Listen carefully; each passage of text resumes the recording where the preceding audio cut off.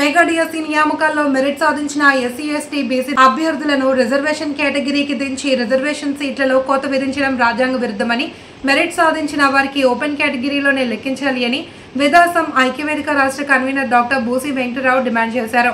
డిఎస్సిలో మెరిట్ సాధించిన వారిని రిజర్వేషన్లో పెట్టడం వల్ల రిజర్వేషన్ పోస్టులు తగ్గిపోయి ర్యాంకులు పొందిన వందల సంఖ్యలో ఎస్సీ ఎస్టీ బీసీలు అర్హత కోల్పోయారని, ఈ తప్పిదాలు సరిదిద్ది న్యాయం చేయాలి అని విదాసం ఆధ్వర్యంలో విద్యాశాఖ రీజనల్ డైరెక్టర్ కార్యాలయం వద్ద నిరసన చేపట్టారు. ఈ సందర్భంగా వెంకటరావు మాట్లాడుతూ డిఎస్సి నోటిఫికేషన్లో రిజర్వేషన్ అమలు కోసం 2023 జీవో 77 రూల్స్ ప్రకారం నియామకం ఉంటుంది అని చెప్పిన ప్రభుత్వం ఆ జీవోలో పొందుపరిచిన 2వ క్లాస్ విస్మరించింది అని అన్నారు. ఎస్సీ ఎస్టీ బీసీ ఈడబ్ల్యూఎస్ వారు ఎవరైనా కట్ ఆఫ్ మార్కులు దాటితే మెరిట్ సాధిస్తే వారిని రిజర్వేషన్ కోటాలో లెక్కించకూడదని స్పష్టంగా ఉన్నప్పటికీ మెరిట్ ర్యాంకులు పొందిన అనేక మంది ఎస్సీ ఎస్టీ బీసీలను రిజర్వేషన్లో లెక్కించి సుప్రీంకోర్టు తీర్పులను సైతం ఉల్లంఘించారని విమర్శించారు. డిఎస్సి నియామకాల్లో నోటిఫికేషన్లో పొందుపరిచిన అంశాలు కానీ వారిచ్చినటువంటి జీవో 77 ద్వారా కానీ నియామకాలు జరగలేదు, తప్పుడు పద్ధతుల్లో జరిగాయి. తద్వారా వందల సంఖ్యలో అభ్యర్థులు నష్టపోయారు.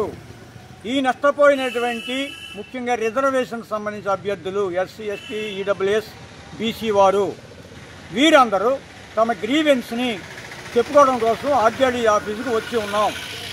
విదసం ఐక్యవేదిక ఆధ్వర్యంలో ప్రభుత్వానికి మేము చెప్పదలుచుకున్నది, అయ్యా జీవో 77కి సంబంధించి మీరు ఇచ్చినటువంటి ఉత్తర్వుల్లో పేజీ నెంబర్ 4లో మీరు చెప్పినటువంటి విధానం ప్రకారమే మీతో మాట్లాడదలుచుకున్నాం. ఇక్కడ అనిల్ కుమార్ వర్సెస్ ఉత్తరప్రదేశ్ సుప్రీంకోర్టు తీర్పుని ఉటంకిస్తూ ఖచ్చితంగా జీవోలో పొందుపరిచారు.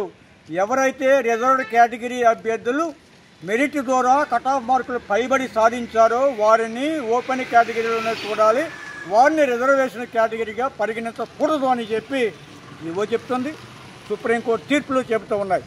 కానీ ఇక్కడ జరిగింది ఖచ్చితంగా ఇక్కడ ఓపెన్లో సెలెక్ట్ అయినటువంటి ఎస్సీ ఏలో బొర్రా శంకర్ అనేటువంటి ఆయన ఎస్ఏపీలో ఆయనకి 80 మార్కులు వచ్చాయి, 38వ ర్యాంకు. ఆయన ఓపెన్లో ఉండాలి, ఆయన తీసుకొచ్చి రిజర్వేషన్లో పెట్టడం వల్ల ఇక్కడ లోవరాజు అనేటువంటి అభ్యర్థి నష్టపోయాడు. కింద 7వ నెంబర్ అయింది, 6వ నెంబరు.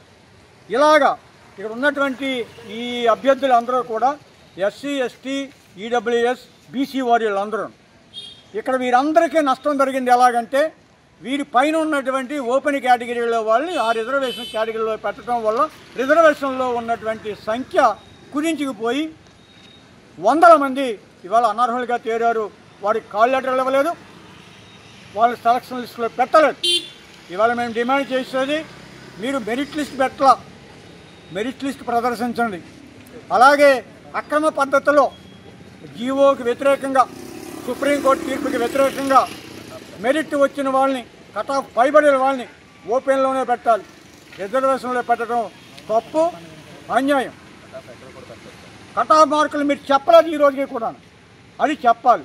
ఇక రెండవ అంశం స్పోర్ట్స్కి సంబంధించి ఈ జీవో 77లో కానీ మీరు ఇచ్చిన నోటిఫికేషన్లో కానీ స్పోర్ట్స్ విషయం లేదు.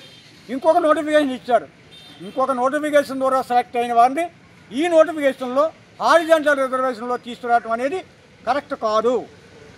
ఈ రెండు కూడా రిజర్వేషన్ రోస్టర్ పద్ధతికి సుప్రీంకోర్టు తీర్పులకి మీరు ఇచ్చిన జీవోకి విరుద్ధం. కాబట్టి ఈ తప్పుని సరిదిద్దాలి. ఈ సరిదిద్దే క్రమంలో మేము ఇప్పుడే ఇక్కడ వచ్చి ఉన్నాం. ఆర్జేడీ గారు వారు లేరు, వారు వచ్చిన వెంటనే ఈ కాగితాలు పరిశీలించి వారు వెంటనే మాకు పిలిచినట్టయితే మేము వారి అనుమానాలను నివృత్తి చేస్తాం. ర్యాంకులతో సహా నియామకంలో ఎన్ని తప్పులు జరిగాయో రుజువు చేయడానికి సిద్ధంగా ఉన్నాం. ఆ తప్పులు సరిదిద్ది ఈ అన్యాయానికి గురైనటువంటి రిజర్వేషన్ అభ్యర్థులందరికీ మీరు చెప్పిన కోటా ప్రకారం ఫుల్ఫిల్ చేయాల్సిందిగా డిమాండ్ చేస్తూ ఉన్నాం.